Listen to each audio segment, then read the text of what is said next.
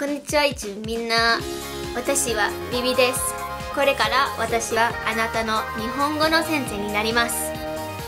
I'm going to make an updated video on the textbooks I'm using and other things that I think will be handy for you to have because my old video was rushed and I just didn't like the way it looked. So we're going to start out with the textbooks I'll be using. They're called みんなの日本語. These are the books that I was given to at my language school in Shibuya, but we also use these at the language school in Shizuoka, so I think that they are a widely used textbook. I said we were going to start with book number 1, but I've gone through it because I hadn't looked at it since I used it last, and I think that this Japanese is just too easy and I don't want to do anything in this book. So we're going to start from the second book, and what that's going to mean for you guys who have never used this book before but maybe you have used other books is that you need to know the difference between des and deshita.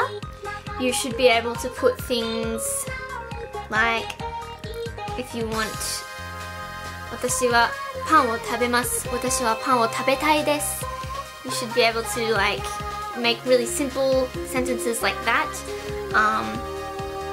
And if you can understand the basics between all the different particles like wa, wo, and all those ones, then you should be fine. Don't worry about how many kanji you know because we're going to be going through all of it together. I also recommend having the translation book. I've got the English one. They come in Italian. I think there's a French one, and I'm pretty sure there's a Spanish one. And they probably come in a couple of different other languages, so just check. This is the kanji book I'm going to be using, and this is it.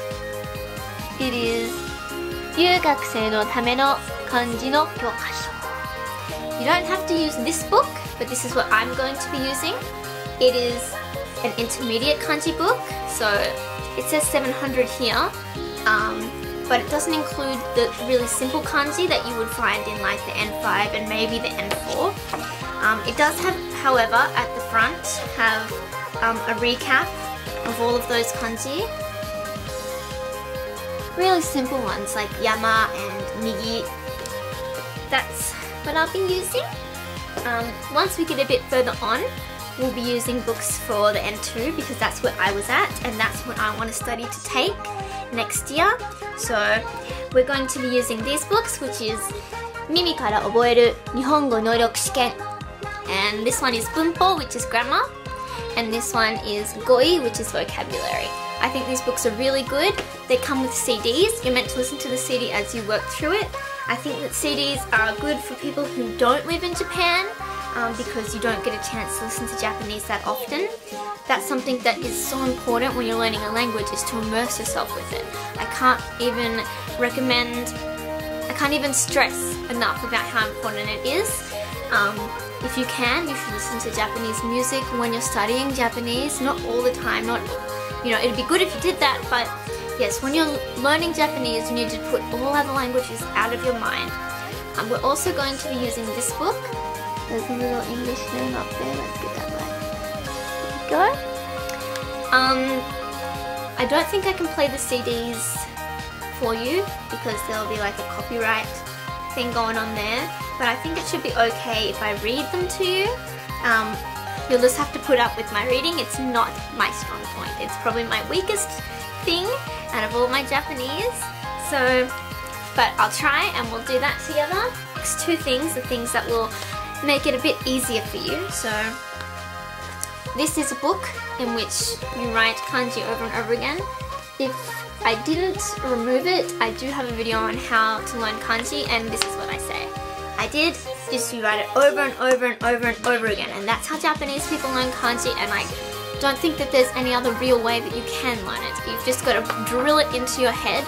I looked online and I couldn't find these kinds of books, but I think you can use a maths grid book, and if you can't get one of those, just go into Microsoft Word, make a grid, save it, and you can print it out over and over again. The last thing that it will be handy to have is a denshi jisho, which is an electronic dictionary. You just type in the word that you want to search, it'll come in here. This one goes from English to Japanese or to Japanese to English. And it also has a pad at the bottom which you can write down kanji that you don't know how to read, and it will tell you what that is. These are so handy, and you shouldn't use translators on your phone, or especially Google Translate, because those things are often off. This is the way to go. Don't buy a dictionary in book form because it's outdated and it's heavy and it will take you forever to look anything up. If you can, get one of these. I got mine in Akihabara. It wasn't that expensive, and if you're going to be studying Japanese, even if you're not going to Japan, if you're studying in university, in high school, this is just amazing. I realized that because we're not going to start with Minna No Nihongo 1, we are going to have to wait until I come back from Japan and bring my other textbooks back before I can actually start doing my lessons. So I thought in the time being, we would go through all of the kanji that isn't included in my kanji book, the beginner's kanji, and we'll review all of that, and I think that's what we will try and focus on doing until I come back from Japan. So for the next 5 or so weeks, we will be focusing on kanji, and after that, we will be bringing everything else back into it. So if you have any questions or anything you want me to put into a lesson, please let me know in the comments. Subscribe to this channel if you haven't already. There's no other like it on YouTube. We are not learning beginner's Japanese. We are going to be focusing on taking the N2 together. I hope we can do it next year, even if it's at the end of next year, because I was meant to take it when I was in Japan, and I should have just done it then and there, but I didn't. So let's do it together. Okay, I'll see you next Monday. Mata ne!